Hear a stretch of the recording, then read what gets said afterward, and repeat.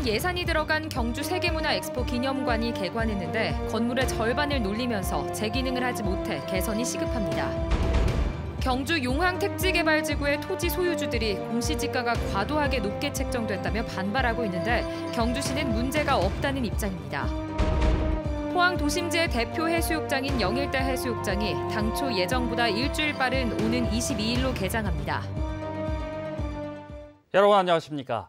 100억 원을 들여 만든 경주 세계문화엑스포 기념관이 올해부터 운영에 들어갔으나 재기능을 하지 못하고 있습니다. 건물을 완공한 지 1년 만에 개관을 했는데 그마저 건물의 절반은 놀리고 있습니다. 김철승 기자가 보도합니다. 경주 세계문화엑스포에서 가장 인기 있는 곳은 황룡사탑을 음영으로 표현한 경주타워입니다. 지난 2015년 개관한 솔거미술관도 호젓하게 한국화의 대가 박대성 화백의 수묵화 등을 감상할 수 있어 관람객의 발길이 꾸준히 이어집니다. 또 이런 작품들이 한국의 전통미를 담고 있으면서도 현대적인 그런 느낌을 줘서 작품을 보는 것도 굉장히 재밌었습니다. 그런데 엑스포공원 동편에 들어선 엑스포 기념관은 지난 3월 중순부터 운영에 들어갔으나 찾는 이가 뜸합니다. 통합 이용권자를 제외한 지난 2달간 입장객은 460여 명, 하루 10명도 되지 않습니다. 경주타워와 솔거미술관과는 비교가 됩니다. 볼거리가 약한데 유료화했고 홍보가 부족한 것이 복합적으로 작용한 결과입니다. 지역 대학과 문화단체와 연계해서 다양한 문화 활동 프로그램을 개발해서 관람객들이 쉽게 참여할 수 있는 그런 문화공간으로 만들어갈 계획입니다. 또 국도비와 시비 등 100억 원을 들여 1년 전 완공했는데 아직도 건물 한 켠은 텅 비어 있습니다. 관람객이 적다 보니 임대를 해도 상가가 나가지 않고 있습니다. 사정이 이렇다 보니 첫 단추부터 잘못 끼웠다는 지적이 나오고 있습니다. 심지어 직원들이 근무하는 사무 공간도 비가 샌 지 오래됐습니다.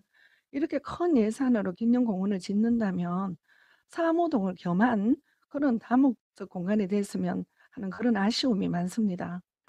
유료화 여부를 결정하지 못한 채 건물을 짓게 되면서 매표소도 건물 안쪽에 위치해 관람객들에게 혼란을 주고 있습니다.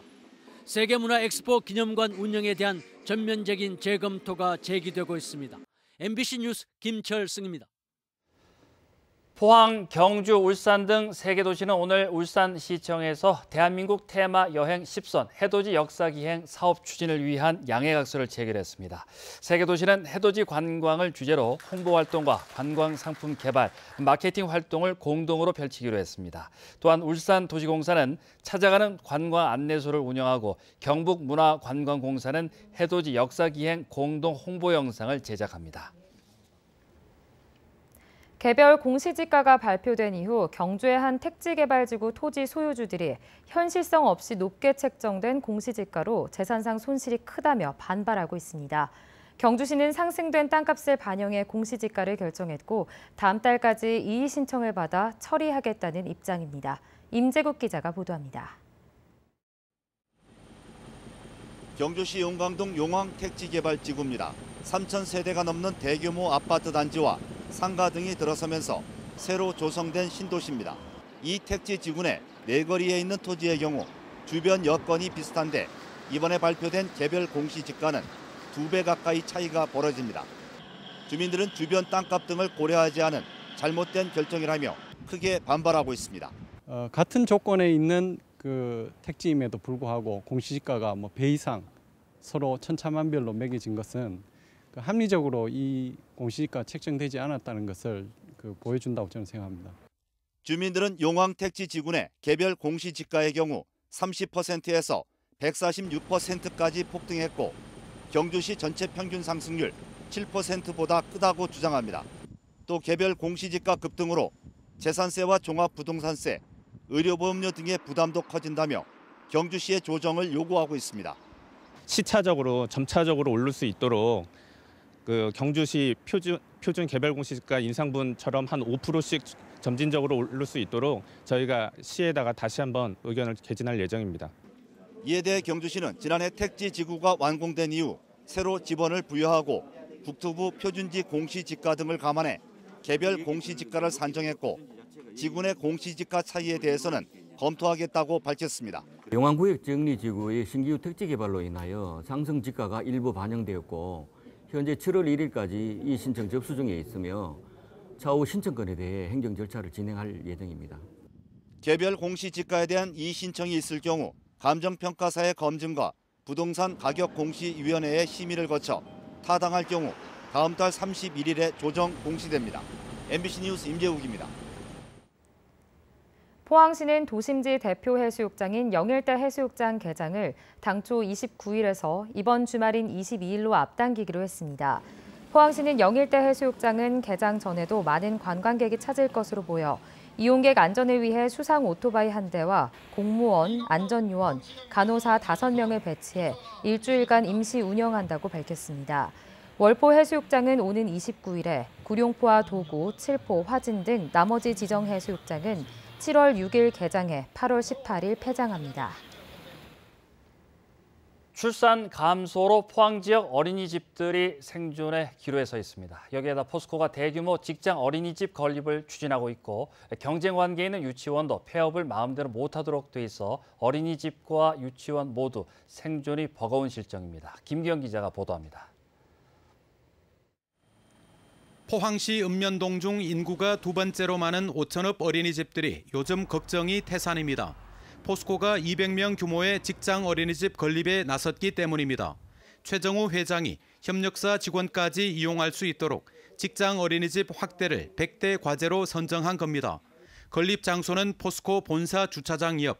직원들이 시간에 구애받지 않고 맘 편히 자녀를 돌볼 수 있도록 하자는 취지여서 반대할 명분이 없는 게 더 큰 고민입니다. 편의점 옆에 편의점 생겨서 그 손님을 뺏어가는 거랑 저희는 교육 사업이거든요. 그래서 교육하는 사람이 아이들을 뺏길까 봐 절절 매면서. 포항시 출생아 수가 2013년 4,548명에서 지난해 3,214명으로 30%나 줄면서 어린이집 역시 611곳에서 453곳으로 26% 감소했습니다.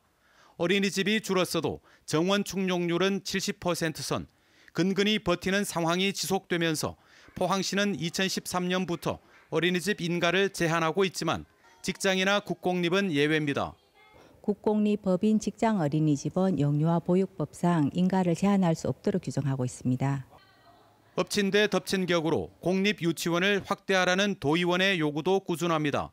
포항의 유치원은 현재 사립 공립 합쳐 113곳, 5, 6, 7세 반은 어린이집이나 유치원 모두 교육할 수 있는 경쟁 관계에 있어 유치원 확대는 비현실적이라는 주장입니다.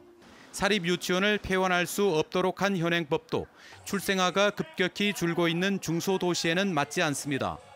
지금 우리 원에도 일하고 있는 교사들도 불안하단 말이에요. 그래서 나라에서 어차피 하는 정책이라면 그냥 기존에 있는 시설들, 폐원하고자 하는 시설들을 인수를 하셔서. 어린이집 부실은 교육의 질 저하로 이어질 수 있어 수급 조절을 위한 정부와 지자체의 적절한 개입이 필요한 시점입니다. MBC 뉴스 김기영입니다. 경상북도의 공무원 증원 조례안 등 2개 조례안이 경북도의회 상임위 심사에서 통과가 보류됐습니다. 경상북도는 서기관 2명과 소방공무원 등 504명의 정원 증원과 관련 기구 개편 조례안을 제출했지만 도의회 기획경제위는 정확한 조직 진단 없이 도지사 취임 1년 만에 기구 개편을 3차례나 요청한 점을 문제 삼았습니다. 한편 어제 상임위에 출석한 경상북도 기획조정실장이 조례안 보류에 노골적인 불만을 표시하면서 일부 의원들과 마찰을 빚기도 했습니다. 학교에서 일하는 비정규직 노동자들이 파업을 예고했습니다. 전국적으로 9만 5천 명이 파업을 결의했는데 교사나 공무원 등 정규직의 80% 수준까지 임금 인상을 요구하고 있습니다. 양관희 기자가 보도합니다. 대구의 초등학교에서 매일 6시간씩 일하는 돌봄 전담사는 보통 월급 140만 원을 받습니다. 천은숙 씨는 방과 후 아이들을 돌보며 보람을 갖지만 적은 월급에 때로는 회의감이 듭니다. 보육교사 2급부터 시작해서 유초, 중 등 교원 자격증을 다 요하는 전문 직종입니다. 아이들의 교육과 관련된 일을 하고 있는데 단순한 노무직으로 되어 있는 그런 현실이 부당합니다. 돌봄 전담사를 포함해 급식실 조리원, 영양사, 사서 등 학교에서 일하는 비정규직 노동자가 다음 달 3일부터 파업에 들어갑니다. 전국적으로는 9만 5천여 명, 대구에서는 학교 전체 비정규직의 절반이 넘는 4,200여 명의 조합원이 파업을 결의했습니다.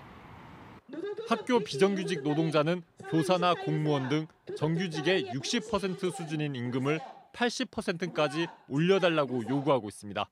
기본급을 최저임금 이상으로 만들어 달라는 거고, 단체 협약을 하고 있는데 유급 병가 등 단체 협약 요구사항을 반영해달라는 거고. 대구시 교육청은 파업이 시작되면 대체 급식을 마련하고 정교사를 돌봄 교실에 투입하기로 했습니다. 학교 비정규직 노동자는 교육청과 교육부가 문제 해결에 적극적으로 나서라고 촉구하고 있습니다. MBC 뉴스 양관입니다. 농촌 살리기 정책 포럼이 경북도청에서 열렸습니다. 최양부 전 청와대 농림해양 수석 비서관이 경북 농촌이 소멸하고 있다를 주제로 충남 청양군의 성공 사례를 소개했고, 한국농촌경제연구원의 연구원과 대학 교수 등이 농촌 살리기 해법에 대한 의견을 제시했습니다. 한편 한국고용정보원이 지난해 발표한 30년 내로 사라질 위험이 높은 지자체 10곳 가운데 7곳이 경북의 지자체입니다. 세월호 참사를 계기로 초등학교 2학년부터 생존 수영 수업이 의무화된 가운데 경북교육청이 이달부터 만 5세 원아들에 대한 유아 생존 수업을 시범 운영합니다. 시범 유치원은 도내 공립과 사립유치원 45곳이 선정됐습니다. 이들 유치원에서는 내년까지 원아 1,712명에게 연간 최대 7시간의 생존 수영 수업이 진행됩니다. 포스코 포항제철소는 자동차 속 철강 이야기라는 주제로 주니어 공학교실을 오는 20일까지 개최합니다. 주니어 공학교실은 철에 대한 이해도를 높이고 미래 과학기술 인재를 양성하기 위해 포스코에서 진행하는 과학 수업 프로그램으로 송도와 인덕, 청림 등 6개 초등학교 300여 명의 학생들이 참여합니다. 한편 포스코는 기업 시민 활동의 일환으로 2004년부터 서울, 포항, 광양에서 주니어 공학교실을 운영해 17,000여 명의 초등학생이 참여했습니다. 경북 동해안은 오늘 낮 동안 덥고 습했습니다. 내일도 구름이 많이 지나는 가운데 더위는 이어지겠습니다. 울릉도와 독도에는 새벽 한때 비 예보가 있습니다. 안수진 기상캐스터입니다. 따뜻하고 습한 공기가 밀려오면서 후텁지근한 하루였습니다. 내일도 하늘에는 구름이 많이 지나는 가운데 아침 출근길은 오늘보다 더 포근하게 출발하겠습니다. 낮 최고 기온은 25도에서 29도까지 오르면서 무덥겠습니다. 울릉도와 독도는 상대적으로 선선한 가운데 새벽 사이 5에서 20mm의 비가 내리겠습니다. 덥고 습한 공기 때문에 불쾌지수는 높음 단계까지 치솟겠습니다. 실내 온습도를 잘 조절해 주시고요. 지속적으로 수분을 섭취해 주시기 바랍니다. 자세한 내일 날씨 알아보겠습니다. 내일 가끔 구름 많겠습니다. 아침 기온 19도에서 21도, 낮 기온은 25도에서 29도입니다. 울릉도와 독도는 새벽에 가끔 비가 오겠고 이후에는 구름만 많겠습니다. 아침 기온 울릉도와 독도 18도, 낮 기온은 울릉도 23도, 독도 21도입니다. 동해상으로도 오전 한때 곳곳에 비가 내리겠습니다. 바다의 물결 동해 전해상에서 최고 2.5m까지 일겠습니다. 모레는 한여름 수준의 더위를 보이겠고요. 토요일 오후에는 한 차례 비가 내리면서 주말 동안에는 다소 쌀쌀하겠습니다. 날씨였습니다. 경주시는 자연재해를 입은 농업인의 경영 안정을 돕기 위해 다음 달 19일까지 NH농협손해보험과 지역농협에서 콩농작물 재해보험 상품을 판매한다고 밝혔습니다. 콩농작물 재해보험은 태풍과 우박, 집중호우를 비롯한 다양한 자연재해와 새나 짐승으로부터의 피해, 화재로 인한 피해 등을 보상합니다. 한편 보험료는 농식품부에서 50%, 경주시는 26.8%, 경상북도가 8.2%를 지원하며 농가는 15%만 부담하면 가입이 가능합니다. 경상북도의회 저출산 고령화 대책특별위원회 위원장인 김영선 도의원은 공공산후조리원의 설치 운영을 지원하기 위해 경상북도 저출산 대책 및 출산 장려 지원에 관한 조례 일부 개정 조례안을 발의했습니다. 이번 조례안의 주요 내용은 도내 공공산후조리원의 설치 운영에 필요한 예산 지원 근거를 마련하고 산모와 신생아의 건강관리 서비스를 체계적으로 추진하기 위해 공공산후조리원에 대한 지원 계획을 수립 시행하도록 하는 것입니다. 경주시 농업기술센터는 농촌진흥청에서 신기술 보급 사업으로 개발한 대장균 간편 검출기를 전국에서 처음으로 농가에 보급합니다. 대장균 간편 검출기는 사물 인터넷 기술을 접목한 것으로 카메라로 검사 결과를 촬영하고 판독해 결과를 사용자의 휴대전화로 실시간 전송할 수 있습니다. 기존의 표준 검사법은 결과 확인까지 3에서 4일이 걸리고 고가의 장비가 필요해 개인이 활용하기 어려웠지만 간편 검출기는 12시간에서 18시간 이내에 대장균을 검출할 수 있고 조작이 간단해 일반인도 쉽게 활용할 수 있습니다.